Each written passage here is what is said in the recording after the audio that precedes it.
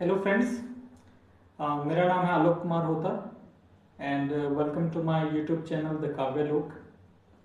आज जिस टॉपिक पे मैं आपसे बात करने बैठा हूँ दैट इज़ ईरान वॉर।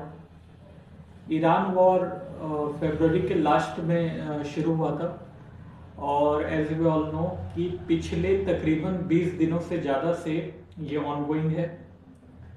और चूँकि जैसा कि आप सब जानते हैं कि आज हम एक इंटरकनेक्टेड और इंटरडिपेंडेंट वर्ल्ड में रहते हैं और इस नाते वर्ल्ड के किसी भी कोने में अगर कोई इवेंट होता है सो डेफिनेटली उसके कॉन्सिक्वेंसेस हम पर भी पड़ते हैं और बहुत अच्छी मात्रा में पड़ते हैं। तो इसलिए ईरान वॉर के लर्निंग्स और आउटकम्स पे बात करना अपने आप में उतना सेटिस्फाइंग नहीं है क्योंकि आप सबको उसके बारे में पता है। लेकिन जैसा कि आपने सुना होगा कि जब नज़रिया बदलता है तो ज़माने बदल जाते हैं। आज से तकरीबन 120-30 साल पहले एक व्यक्ति ने अपना नज़रिया बदला और जैसा कि हम जानते हैं टाइम इल्यूजन हो गया, Albert Einstein theory of relativity. तो नए नज़रिए सामने आने से सोचने का एक नया प्रोसेस डेवलप होता है और इसलिए लगातार नए नज़रियों पर बात की जानी चाहिए। और इसलिए आज आप सबके बीच में अपना नज़रिया लेकर आया हुआ हूँ। Let's start. जब ईरान वॉर के आउटकम्स पे हम बात करते हैं या हम इस बात पर चर्चा करते हैं कि ईरान वॉर वर्ल्ड ऑर्डर या फिर वर्ल्ड पॉलिटिक्स में क्या बदलने वाला है, क्या नयापन लाने वाला है, तो हमें कुछ इम्पोर्टेंट पॉइंट्स दिखते हैं और हम उन्हीं पर डिस्कस करते हुए आगे चलेंगे। जो सबसे पहला और सबसे इम्पोर्टेंट पॉइंट दिखता है ईरान वॉर के दौरान या ईरान वॉर के बाद, वो है वर्ल्ड का यूनिपोलर से मल्टीपोलर होना। Now what is unipolar and multipolar? Unipolar world का कॉन्सेप्ट 1991 के पास आया था जब सोवियत यूनियन का विघटन हुआ था। यूनिपोलर वर्ल्ड का मतलब है कि दुनिया में एक देश ऐसा बचता है जिसके पास बहुत ज़्यादा पावर्स हैं, जो कि दुनिया की पूरी पावर की कंसंट्रेशन है, चाहे वो इकोनॉमी के मामले में हो, चाहे वो टेक्नोलॉजी हो या फिर दूसरे एस्पेक्ट्स हो, वो ज़्यादातर एक देश के पास सेंटर्ड रहता है। हम देखते हैं कि 1990 का जो दशक था या फिर 2000 के जो शुरुआती साल थे उनमें यूएस के नेतृत्व में दुनिया एक यूनिपोलर प्लेस बन चुका था।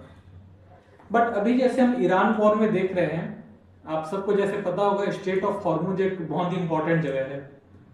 अभी मैं इसका मैप शेयर कर रहा हूँ, इस पर आप स्ट्रेट ऑफ हॉर्मुज को देख सकते हैं।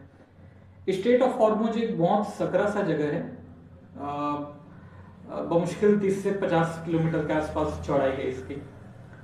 अब जब स्ट्रेट ऑफ हॉर्मुज पे ईरान का कंट्रोल, चूंकि ईरान का पूरी तरीके से कंट्रोल है उस पर, और अगर हम देखें तो पूरे वर्ल्ड ट्रेड का ऑलमोस्ट 20% जो ट्रैफिक है खासकर पेट्रोलियम का, वो इसी स्ट्रेट ऑफ हॉर्मुज से होकर के गुजरता है। तो अगर कोई भी कंट्री स्ट्रेट ऑफ हॉर्मुज को ब्लॉक कर रही है तो इसका सीधा सा मतलब है कि वर्ल्ड ट्रेड पे स्पेशली पेट्रोलियम और नेचुरल गैस पे बहुत प्रभाव पड़ेगा। अब ऐसे में स्ट्रेट ऑफ हॉर्मुज को खोलना बहुत इंपॉर्टेंट हो जाता है। अब सेकेंड वर्ल्ड वॉर के बाद जो वर्ल्ड ऑर्डर तय हुआ था उसके मुताबिक जापान, ऑस्ट्रेलिया, ब्रिटेन और यूरोप के ज़्यादातर देश आमतौर पे अमेरिका के एलाइज माने जाते हैं, अमेरिका के पार्टनर्स माने जाते हैं। यानी कि ये ज़्यादातर मामलों में अमेरिका का साथ देते हैं, या हम ये कह सकते हैं कि ये समान हितों को साधते हैं। तो ऐसे में जब हम देखते हैं कि यूएस ने स्ट्रेट ऑफ हॉर्मुज को खुलवाने के लिए नेवल सपोर्ट मांगा इन देशों से। तो जैसे कि आपको भी पता होगा कि ऑस्ट्रेलिया ने सीधे मना कर दिया, जापान ने मना कर दिया, और ब्रिटेन भी इस पर कुछ बहुत ज़्यादा सहमत दिखा नहीं। सो ये बताता है कि अब वर्ल्ड ऑर्डर चेंज हो रहा है, अब हम मल्टीपोलर वर्ल्ड की तरफ बढ़ रहे हैं, अब हम यूनिपोलर नहीं रहे हैं। इसका मतलब ये नहीं है कि America is not powerful now, that is still powerful, लेकिन world is in a transition phase. ये पहला इंपॉर्टेंट कॉन्सिक्वेंस था। अब हम दूसरे पॉइंट पे बात करते हैं। दूसरा पॉइंट यूएन से जुड़ा हुआ है, यूनाइटेड नेशंस। जैसे कि आप सबको पता होगा कि यूएन को आफ्टर 1945 बनाया गया था, या 1945 में बनाया गया था, और बनाया इसलिए गया था ताकि सेकेंड वर्ल्ड वॉर जैसा कोई युद्ध, महायुद्ध दुनिया को दोबारा देखना ना पड़े। सेकेंड वर्ल्ड वॉर में जिस तरीके की तबाहियां हुई थी, खास करके जो न्यूक्लियर अटैक्स हुए थे जापान में, वो बहुत डेंजरस थे, बहुत भयावह थे पूरी दुनिया के लिए। तो दुनिया को लगा कि अब पीस के लिए, अब शांति के लिए कोई एक ऐसा इंस्टीट्यूशन बनाया जाना चाहिए जो दुनिया में ऐसे दूसरे युद्धों को होने से रोके, और पूरी दुनिया ने यूएन को बनाया।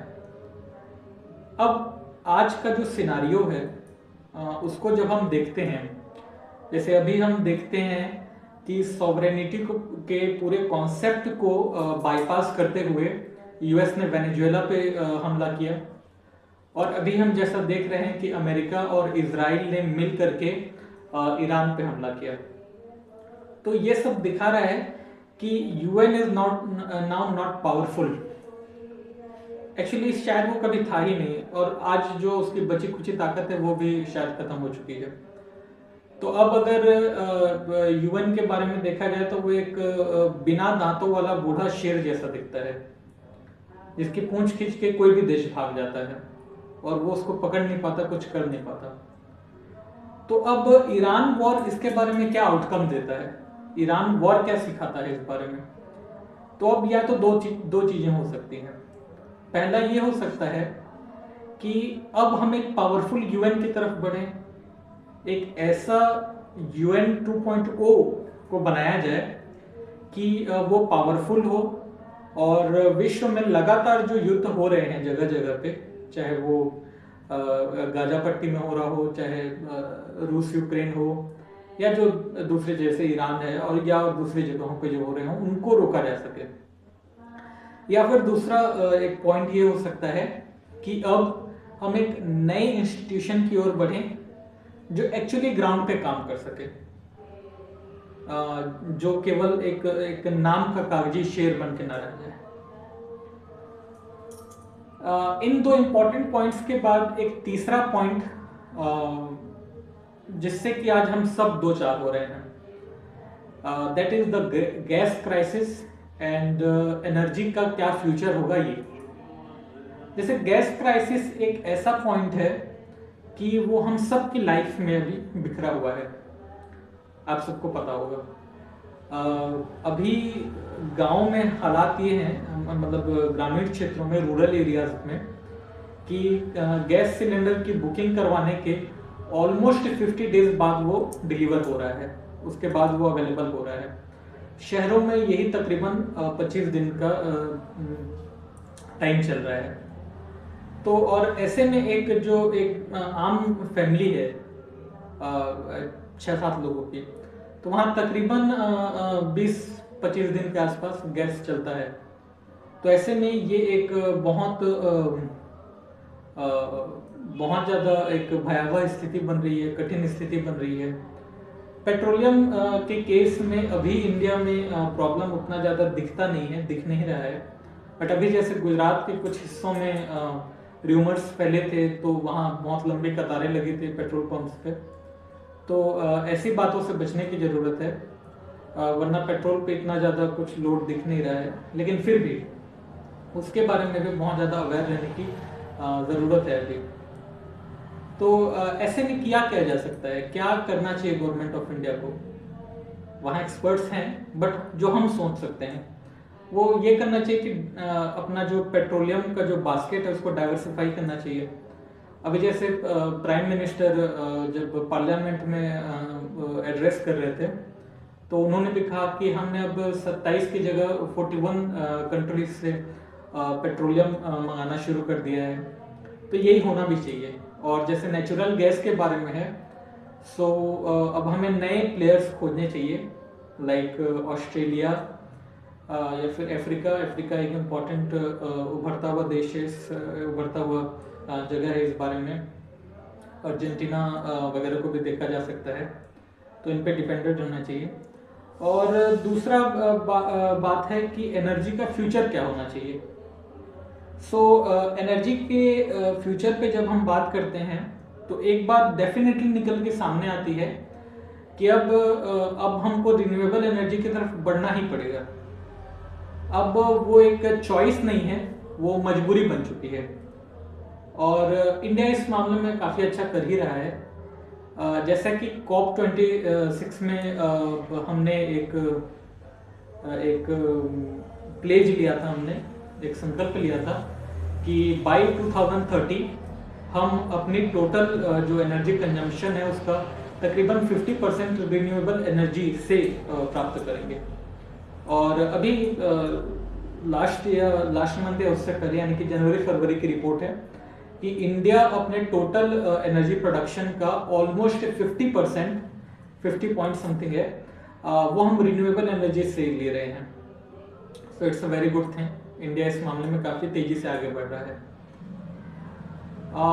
फोर्थ पॉइंट जो कि मुझे इम्पोर्टेंट लगता है, अब पता नहीं ये इम्पोर्टेंट है या नहीं, बट ये लर्निंग और आउटकम्स से ज़्यादा ये उस वॉर के कॉजेज से जुड़ा हुआ है कि वॉर स्टार्ट क्यों हुआ या कैसे हुआ। एक्चुअली जब भी हम एक शब्द सुनते हैं वर्ल्ड लीडर या वैश्विक नेता, तो एक बात निकल के सामने आती है कि कोई भी लीडर वर्ल्ड लीडर तब तक नहीं बन सकता जब तक कि घर में उसकी पूछ परख ना हो। यानी कि घर का वो लीडर बन जाए, उसके बाद वर्ल्ड लीडर बन सकता है। ये उसका पहला पॉइंट है। तो जैसे कि हम देख रहे हैं कि अमेरिका और इजराइल ईरान के ऊपर हमला कर रहे हैं।